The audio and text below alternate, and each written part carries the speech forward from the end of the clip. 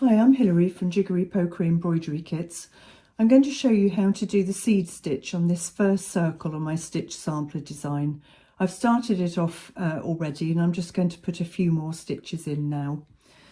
So choose one of the grey lines, bring your needle through at one end of it and put it down at the other end.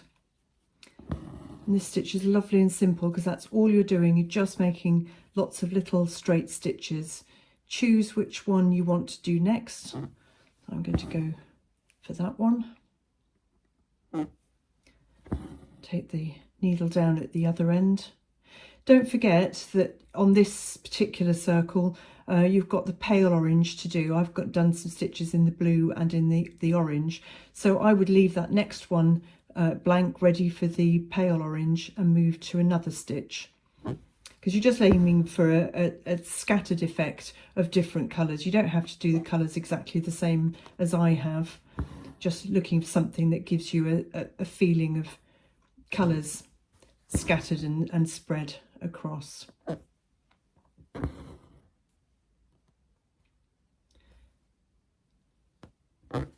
And that's all there is to it, a seed stitch, just little short straight stitches following the grey lines.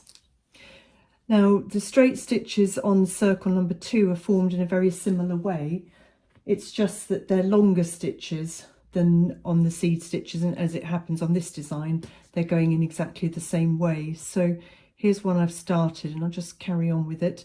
So bring your needle up right on the very rim, the outer rim of this blue printed circle, up to the other end, put the needle down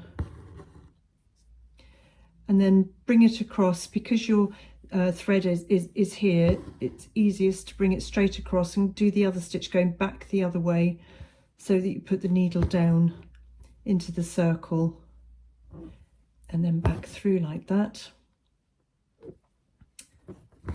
And there you go, that's how you do your straight stitch.